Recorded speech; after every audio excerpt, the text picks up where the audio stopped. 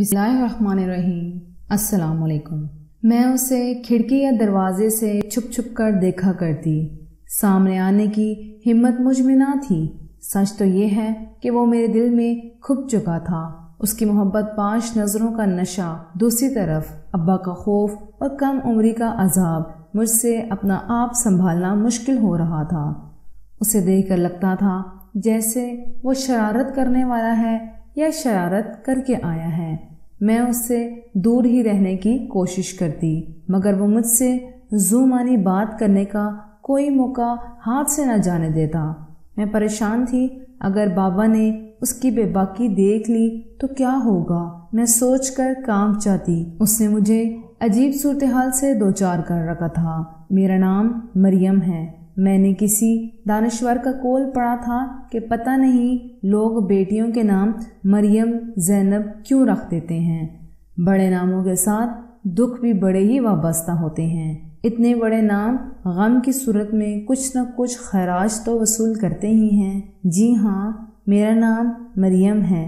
ہم 2 بہنیں اور 1 بھائی ہیں۔ میرے بابا کا چھوٹا سا ہوٹل تھا۔ اچھی گزر بسر ہو رہی تھی۔ دن کچھ بچپن کچھ جوانی کے تھے۔ زندگی مزے میں تھی۔ فاطمہ جو کہ میری چھوٹی بہن ہے، مجھے اس کو ستانے میں بڑا مزہ آتا تھا۔ صلواتیں سننے کو ملتی تھی۔ علی بھیا کی چیزیں چھپا کر ان کی چیخیں سننا بس مزے ہی مزے تھے۔ میرے چچا کی فیملی بھی ہمارے ساتھ ہی رہائش پذیر تھی۔ میرے چچا شہباز کے 2 بیٹے طلحہ اور بلال، ہم سب اسکول اور کالجز میں تھے۔ امی بابا سے اکثر کہا کرتی تھیں کہ اب ہم علیحدہ ہو جائیں تو اچھا ہے، ہمارے بچے جوان ہو رہے ہیں، ہمیں درمیان سے دیوار کھینچ لینی چاہیے۔ بیٹیوں والا گھر ہے، اگر کوئی غلطی ہو گئی تو تم معاف نہیں کرو گے، میں تم کو اچھی طرح جانتی ہوں۔ میرے بابا مذاق میں بات اڑا دیتے اور کہتے کہ میرے بچے ایسے نہیں ہیں، مجھے ان پر مکمل اعتماد ہے۔ میں 2nd ایئر کی طالبہ تھی اور بلال یونیورسٹی میں پڑھ رہا تھا۔ ایک دن بدقسمتی سے میں گھر پر اکیلی تھی۔ بلال یونیورسٹی سے واپس آ گیا۔ بلال کو دیکھ کر میرے چہرے کا رنگ اڑ گیا۔ سب گھر والے کہاں گئے؟ بلال نے مجھ سے پوچھا۔ امی اور چچی بازار، باقی سب اسکول اور کالج۔ بلال کا موڈ ایک دم بدل گیا۔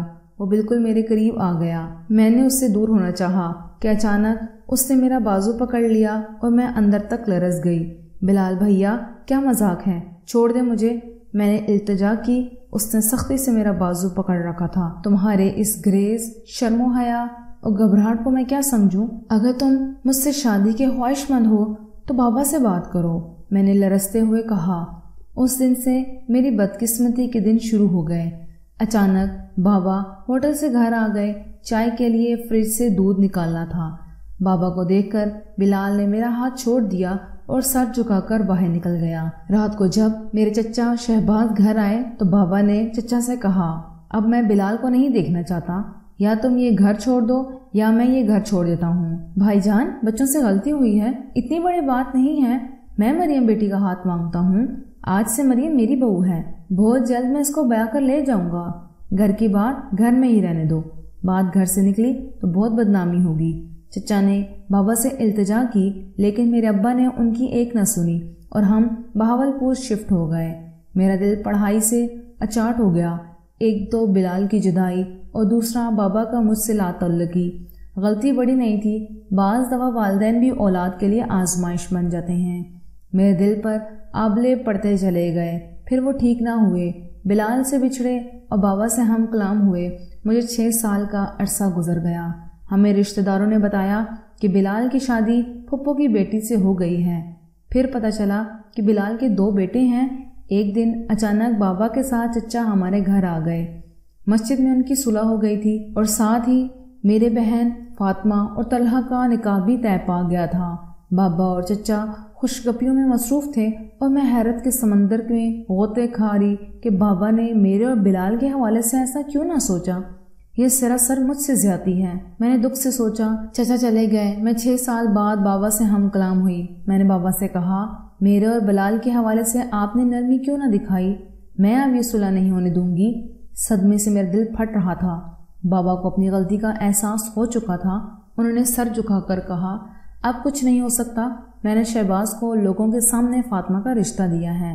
میں نے ایک بار پھر بابا سے کہا کہ میں یہ صلح نہیں ہونے دوں گی، لیکن بابا نے زندگی میں صرف اپنی منوائی تھی۔ فاطمہ کی شادی کی تیاریاں زور و شور سے شروع ہو چکی تھیں۔ روز بازار کے چکر لگائے جا رہے تھے۔ فاطمہ بے حد خوش تھی۔